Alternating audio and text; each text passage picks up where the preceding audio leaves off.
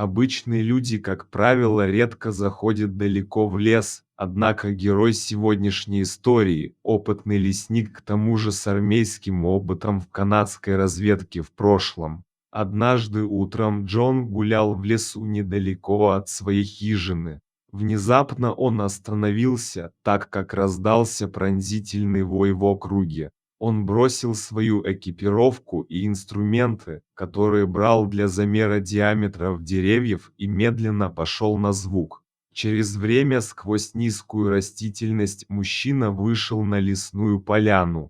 Он столкнулся с крупной волчицей, ее лапы были зажаты в капкане, и она яростно пыталась освободиться. Но спустя время она сдавалась и снова ложилась на землю. Волчица выглядела очень уставшей, как будто потеряла всякую надежду освободиться.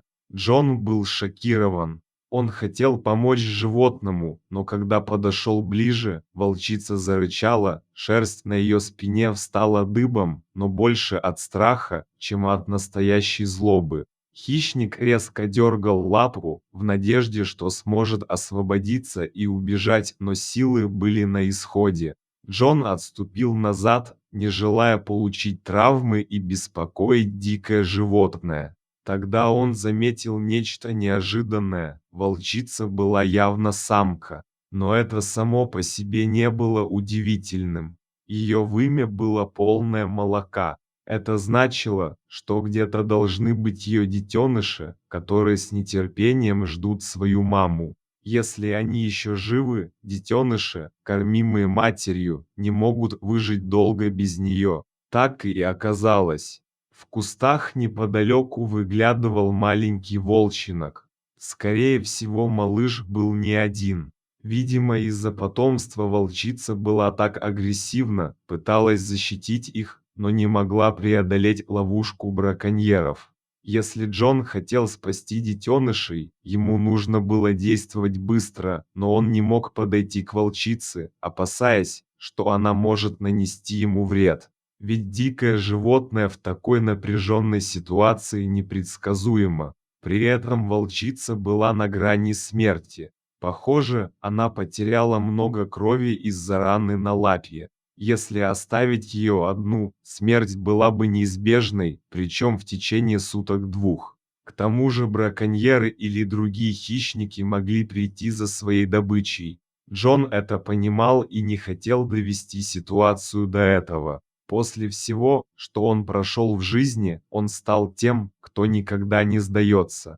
Он не был готов отказаться от этой умирающей волчицы. Он знал, что каждая секунда, которую он тратит, может означать, что эта волчица или один из ее детенышей не выживут. Действовать нужно было прямо сейчас. Джон собрался с духом, присел и медленно стал приближаться к волчице. Он осторожно коснулся ее лапы. К его удивлению, она не отреагировала. Она была уже совершенно обессиленной. Сейчас или никогда он осторожно отгородился от волчицы одной рукой, которую обмотал курткой для защиты в случае агрессии, а другой рукой нажал на механизм капкана, чтобы освободить ее, но он не раскрылся, лапа осталась заперта. Вероятно, капкан заклинил из-за мощных рывков, когда волк пытался сбежать. Джону не оставалось времени на размышления. Он двумя руками налег на капкан, вопреки безопасности оставив шею без прикрытия, и у него получилось. Волчица не сопротивлялась, изредка приходила в сознание и рычала. Затем мужчина поднял волчицу на плечо и потащил ее к своей хижине. Она находилась всего в нескольких сотнях метров от него, но все равно потребовалось почти 20 минут по снегу нести довольно тяжелого хищника. Он положил волчицу рядом с буржуйкой. Животное было уже близко к переохлаждению.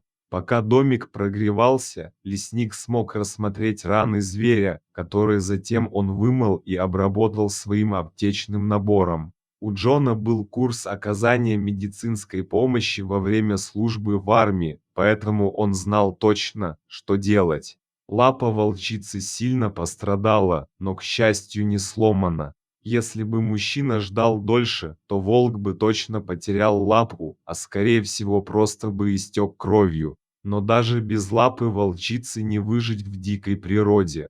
Теперь мужчина надеялся, что сможет спасти ее жизнь и сохранить лапу. Хищница постепенно начала проявлять признаки жизни. Когда она снова зарычала на него, он понял, что она будет в порядке. Ей нужно было время, чтобы поправиться, но, зная, что она вскоре придет в себя, Джон решил вынести ее из дома на веранду. Постелил там теплый коврик и поставил миску с водой, а затем вынес спасенного зверя. После того, как он позаботился о матери волчицы, Джон отправился на поиски ее детенышей. Но с чего ему начать, чтобы найти логово с волчатами? Детеныши не должны быть далеко. Благодаря своему опыту в разведке и работе в лесу, у него было повадок зверей и навыки следопыта. Для начала он вернулся на место, где нашел волчицу и внимательно осмотрел снег вокруг. Наконец, нашел то, что искал. Маленькие следы. Это, вероятно, был тот самый волчинок, что испугался первой встречи и убежал. После непродолжительного следования по следам, лесник вышел к нужному месту. Это было скрытое на первый взгляд местечко. Надеясь, что это было убежище с волчатами, он собрал волю в кулак и попытался их привлечь. Однако волчата были обучены оставаться внутри, пока не услышат свою мать. Джон был непреклонным и делал все возможное. Он попробовал сымитировать вой волка, но ничего не произошло. Он попробовал еще раз, но все равно ничего не случилось. Он только начал задумываться о том, опасно ли входить в нору, когда внезапно выскочил маленький волчонок. Он голодал, из-за этого, вероятно, был готов рискнуть, чтобы выйти без мамы. Когда первый самый смелый малыш вышел, вскоре последовали и остальные. Зная, что он не сможет унести всех четверых, он аккуратно поместил их в мешок и закрыл его. Джону нужно было проверить, нет ли еще детенышей в норе. Засунуть голову в нору волка никогда не было хорошей идеей, но мысль о том, что он мог оставить одного из них, была неприемлемой. Мужчина лег на живот и немного вполз внутрь. К счастью, это не было так глубоко, как он предполагал. Джон посветил фонариком, но других волков не было видно. Теперь он мог уйти отсюда с чистой совестью, зная, что детенышей не осталось в норе. Он взял мешок с волчатами и вернул их к матери. Когда Джон открыл дверь на веранду, где спала волчица, щенки заскулили. Мужчина положил открытый мешок на пол, и оттуда вылетели волчата. Их мать услышала голоса своих детишек и привстала на лапы. Глаза ее были влажными, как будто она плакала от встречи, на которую уже не рассчитывала. На мужчину не было никакой негативной реакции, рычания или попыток напасть, но он все равно оставил щенков рядом с матерью и ушел в свое помещение, подглядывая за ними через щель в двери. Джон надеялся, что его запах не оттолкнет мать от них. Волчата узнали мать и бегом бросились к ней. Она обнюхала их, и Джон замер на мгновение, задерживая дыхание. Она их узнала. Опытный искатель приключений был рад до слез, когда она начала лизать волчат. Она легла, и вскоре маленькие волки с удовольствием стали пить ее молоко. Волчица провела с Джоном некоторое время и становилось все лучше. Мужчина лишь приносил раз в день мясо и менял воду, при этом дверь на улицу была открыта. Вскоре волчица смогла подняться и даже ходить прихрамывая. Через несколько дней, утром она громко позвала своих детенышей, они все поднялись и пошли за ней. Джон понял, что они уйдут навсегда. Мужчина вышел на улицу и посмотрел вслед уходящей семье. Волчица прошла 20 метров и обернулась. Он все понял по ее глазам. Это была безграничная благодарность именно этому человеку, но при этом осторожность к людям в целом, ведь из-за нехороших людей волчица чуть не погибла, чуть не погибли ее детки.